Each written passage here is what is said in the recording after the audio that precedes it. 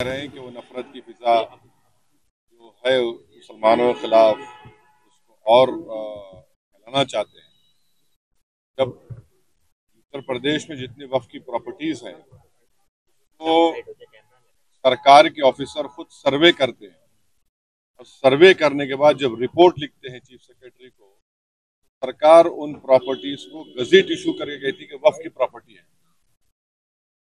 कैसे इस तरह की बात करते हैं? तो सिर्फ और सिर्फ नफरत फैलाना इनका काम है और वही काम कर रहे हैं।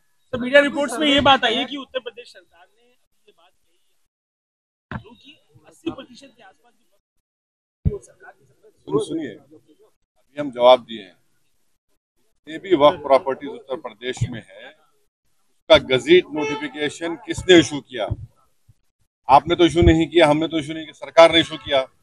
अब सरकार अब इशू कर रही है तो फिर वो बताए कैसा वो गलत हो रहा है।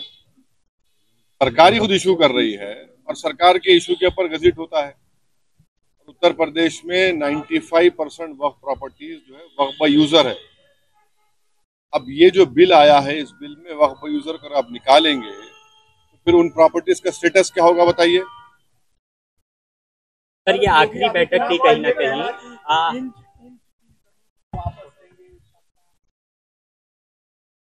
तो इंच की जमीन कहाँ है वो गजेट नोटिफिकेशन सरकार का इशू है।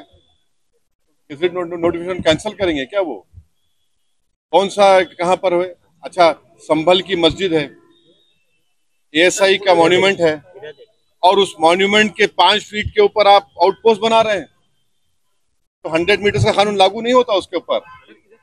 क्या बात कर रहे हैं? और फिर वो लोग भी तो वो जो प्रॉपर्टी है 39A में मुरादाबाद की वक्फ की रजिस्टर्ड है वो। देखिए, अब बजट सेशन के आखिरी दिन तक रेजोल्यूशन से पार्लियामेंट ने टाइम दिया है। अब हम तो हमारे चेयरमैन साहब से रिक्वेस्ट किए हैं कि आप इसको जल्दबाजी मत करिए, पूरा सुनने दीजिए। और हम कश्मीर के नुमाइंदों को नहीं सुने हैं, बड़े बड़े प्रदेश से गए हैं या वहाँ के लोग आए हैं। तो उम्मीद करते हैं कि जल्दबाजी में कोई फैसला सरकार और हमारे चेयरमैन साहब ना लें। हम तो हमसे रिक्वेस्ट करेंगे। 25 तारीख को देखिए, आप देखिए वो 24-25 को मीटिंग है, मगर मैं प्रियम्प्ट नहीं कर सकता क्या होगा बोले। पिछली कुछ बैठकों में देखने को मिला था हिंसा हो गई, सांसद आपस ये इसको यूसीसी नहीं बोल सकते आप। Hindu marriage act, Hindu succession act को एक्सेप्शन दे रहे आप, ट्राइबल्स पे लागू नहीं होगा। कहाँ का यूनिफॉर्म सिविल कोड है ये?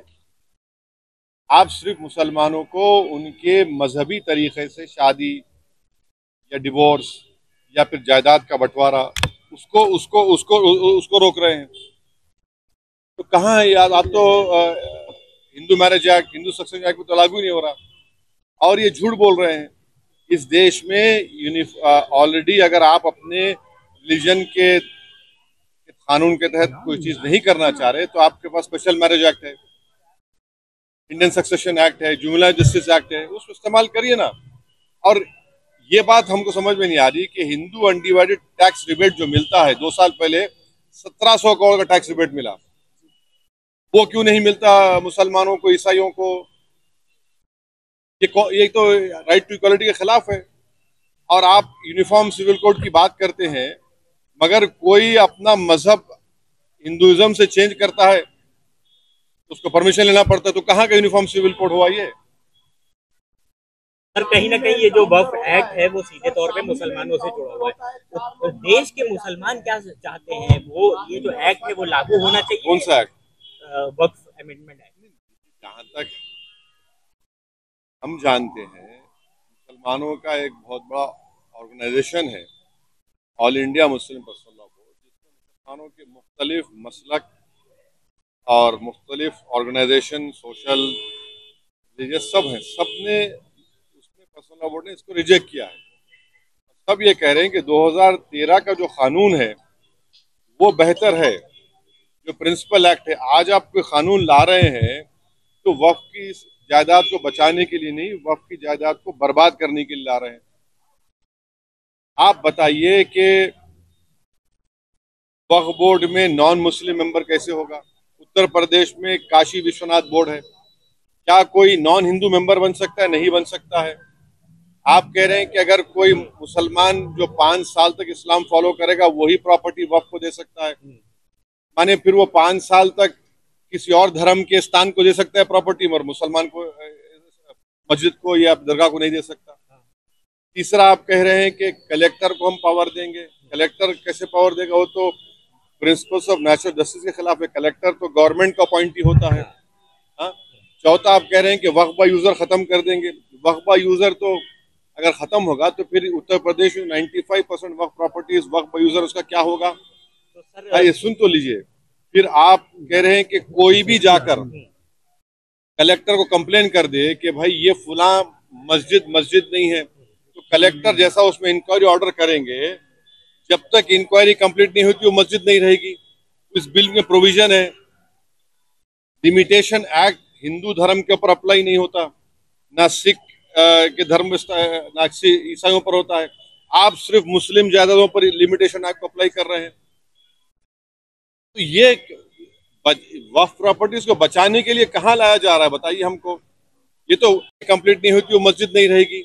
इस बिल में प्रोविजन है, लिमिटेशन एक्ट हिंदू धर्म के ऊपर अप्लाई नहीं होता, ना सिख के धर्म, ना ईसाइयों पर होता है।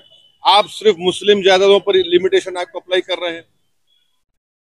तो ये वक्फ प्रॉपर्टीज को बचाने के लिए कहाँ लाया जा रहा है, बताइए हमको। ये तो अच्छा 7% वक्फ फंड देना पड़ता है, उसको 5% कर दिया। तो ऑल इन ऑल ये वक्फ को बर्बाद करने के लिए, वक्फ की जायदादों को लूटने के लिए इस तरह का मोदी सरकार कानून लाने की कोशिश तो कर रही है। सर इतनी सब बातों के बाद भी अगर ये एक्ट आ जाता है तो उसके बाद आप लोग क्या करने वाले हैं? देखिए आगे क्या होता है। ये क्या होता है, CAA का प्रोटेस्ट हुआ था। हाँ। प्रोटेस्ट होगा, बराबर होगा, एहतजाज होगा, क्यों नहीं होगा? सड़कों पर होगा। देखिए